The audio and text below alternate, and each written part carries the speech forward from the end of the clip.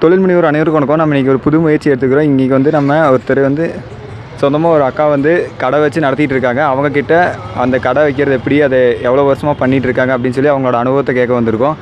சரி வாங்க அந்த அக்கா கிட்ட பேசுவோம். அக்கா உங்கள் பேர் என்னங்கக்கா? மேரி. எவ்வளோ வருஷமாக அக்கா கடை வச்சுட்டு இருக்கீங்க? 7 வருஷமா. 7 வருஷமாக வச்சுட்டு இருக்கீங்களாக்கா? உங்களுக்கு எப்போ எப்படி இந்த ஹோட்டல் வைக்கணும்னு ஆசை வந்துச்சு? நான் வந்து ஏற்கனவே ஒருத்தர்கிட்ட வேலை செஞ்சுட்டு இருந்தேன்.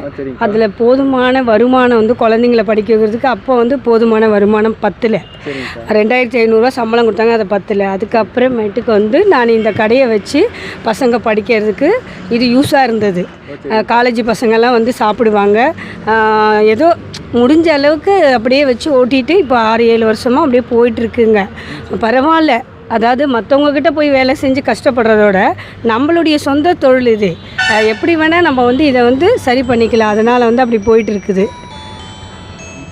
இப்போ இந்த ஹோட்டல் வைக்கணுன்னா எவ்வளோ செலவாகுங்கக்கா? இல்லை இப்போ இன்றைய காலகட்டத்துக்கு இன்றைக்கி விலைவாசிக்கு நீங்கள் பார்த்தீங்கன்னா எப்படி கேட்டாலும் ஒரு சிம்பிளாக நீங்கள் இந்த ஹோட்டல் வைக்கணும், இந்த மாதிரி டிஃபன்ஸ் எல்லாம் இப்படி பண்ணணுன்னா ஒரு நாளைக்கு 1000 ரூபாய் செலவு பண்ண வேண்டியது இருக்கும். சரிங்கக்கா. சிலிண்டர் எல்லாம். இந்த வண்டி வந்து எவ்வளோ ஆகுது? இந்த வண்டிக்கே வந்துட்டு வாரத்துக்கு வந்து, ஏன்னா நான் சொந்தமாக எடுக்கலை, வாடகைக்கு எடுத்துருக்குறேன். வந்து வாரத்துக்கு வந்து 700 ரூபா கொடுத்துருவேன். இப்போ மாதத்துக்கு 700 ரூபா. அது வாரம் 200 ரூபாவை கொடுத்து கழிச்சிடுவேன். ஏன்னா ஒட்டுக்க கொடுக்க முடியாதுன்றதுனால.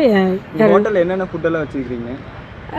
சப்பாத்தி, தோசை, சில்லி சிக்கனு, அப்புறம் இட்லி போடுவேன், சிக்கன் குழம்பு, இது வெஜிடேரியன் குழம்பு, சாம்பார், 2 சட்னி, இது இத்தனையும் இருக்கும். இப்போது சாலையோரத்தில் இப்போ கடையெல்லாம் வைக்கணுன்னா அதுக்கு ஏதாவது லைசன்ஸ் எல்லாம் எதனா வாங்கணுங்களா?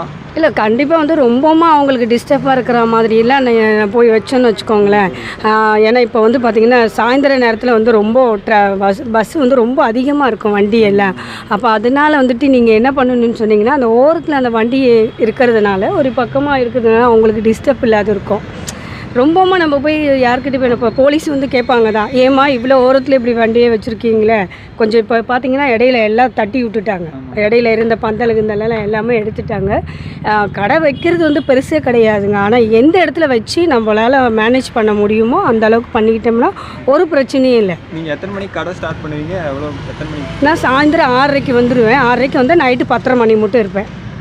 டெய்லி 4 மணி நேரம்? ஆமாம், 4 மணி நேரம் அப்படியே ஓட்டிகிட்டு இருப்பேன். இப்போது ஒரு நாளைக்கு உங்களுக்கு சுமாராக வியாபாரம் ஆனால் எவ்வளோ இருக்கும்? ஒரு நல்ல வியாபாரம் ஆனால்? நல்ல வியாபாரம் ஆனால் 1000 ரூபாய் நான் போடுற முதல்ல நான் எடுத்தேன்னா குறைஞ்சபட்சம் என்னுடைய சம்பளம் நிற்கும். இல்லைன்னு வச்சுக்கோங்களேன், அதுக்கு கம்மியாக வியாபாரம் ஆனால் அன்றைக்கி கொஞ்சம் இதுவாக தான் இருக்கும். ஏன்னா வியாபாரம்னு சொன்ன இப்போ மாதிரிலாம் இல்லை, முன்ன பின்ன அப்படியே போய்கிட்டு வந்துட்டு தான் இருக்கும் இல்லைங்களா. அதனால் வந்து நம்ம ஒன்றுமே சொல்ல முடியாது. இன்றைக்கி வந்து கன்ஃபார்மாக எதையும் பேச முடியாதுங்க இன்றைக்கி சூழ்நிலைக்கு. அதுதான். சரி, இந்த மாதிரி ஒரு சுயமாக தொழில் தொடங்குறவங்களுக்கு நீங்கள் எதாவது சொல்ல நினைக்கிறீங்களாக்கா? சொல்லுவேன். ஏன்னு கேட்டால் அவங்க உழைப்பு தேவை.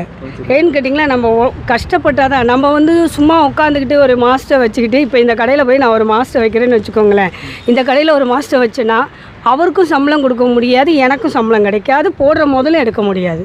அதனால் நம்மளுடைய முழு உழைப்பு இருந்தால் மட்டும் நம்ம அதை வந்து வச்சு கட்டாயம் நம்மளால் அதை வந்து முன்னுக்கு கொண்டு வர முடியும். ரொம்ப நன்றிக்கா, பேட்டி கொடுத்ததுக்கு ரொம்ப நன்றிங்கக்கா.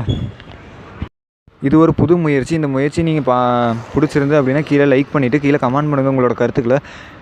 நீங்கள் இதை பற்றின எந்த கருத்துக்களை கமெண்ட் பண்ணும்போது இந்த மாதிரி நான் பல கடைகளுக்கு போய் பேட்டி எடுக்கலாம் அப்படின்ட்டு இருக்கேன். அதே மாதிரி நீங்கள் எந்த கடையை பேட்டி எடுக்கணும் அந்த கேள்விகள் எனக்கு கீழே கமெண்ட் பண்ணுங்கள். எனக்கு இது ஒரு புது முயற்சி அப்படிங்கிறனால எனக்கு அந்த சரியான கேள்விகளுக்கு தெரியல. உங்களுக்கு இருக்கக்கூடிய கேள்விகளை கமெண்ட் பண்ணிங்க அப்படின்னா அந்த கேள்விகளை நான் கேட்கும்போது உங்களுக்கு அந்த தொழிலை பற்றின தகவல்கள் உங்களுக்கு சரியான விதத்தில் தெரிய வரும் அப்படிங்கிறது நான் நினைக்கிறேன். சரி, இந்த முயற்சியை நீங்கள் பாராட்டணும்னு நினச்சிங்கன்னா கண்டிப்பாக லைக் பண்ணிவிட்டு கீழே கமெண்ட் பண்ணுங்கள். நன்றி, வணக்கம்.